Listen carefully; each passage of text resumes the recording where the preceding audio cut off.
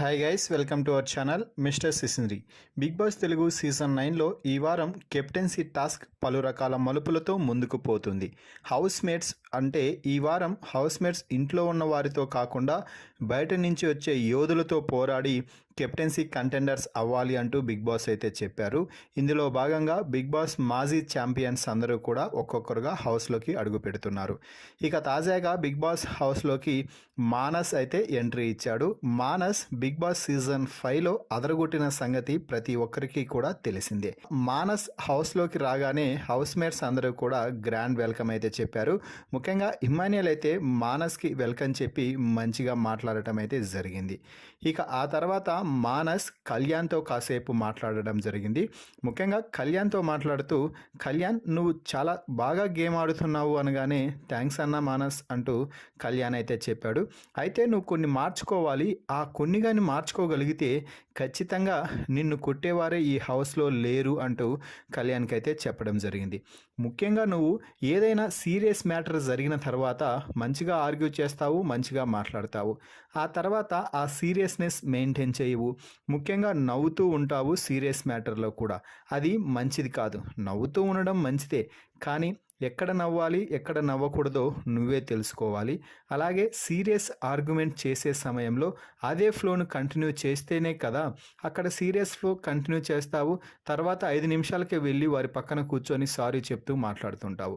So ఇవి big boss హౌస్లో work out అవ్వవు. అలాగే ఏదైనా టాస్క్లో నువ్వు ఇచ్చి పడేస్తున్నావు. సో దాని గురించి నువ్వు భయపడాల్సిన అవసరమే లేదు.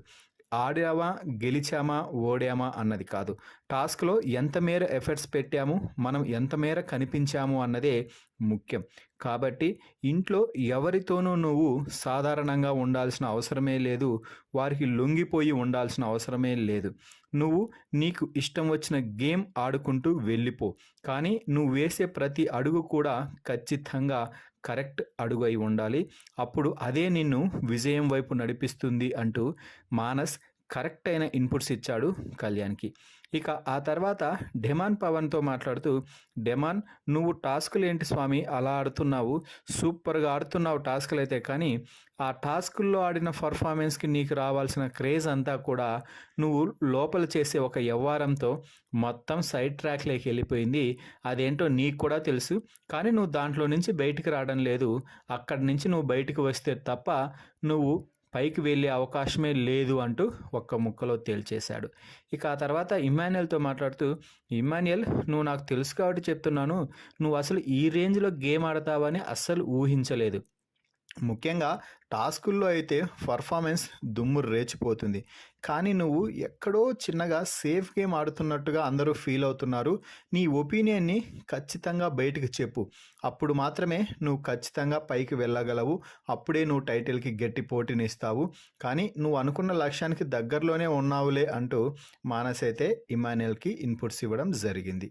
మరి ఈ వీడియోపై మీ అభిప్రాయాన్ని కామెంట్స్ రూపంలో తెలపండి. మరిన్ని బిగ్ బాస్ లైవ్ అప్డేట్స్ కోసం మన ఛానల్ని చూస్తూ ఉండండి. Please subscribe our YouTube channel mister సిసింద్రి.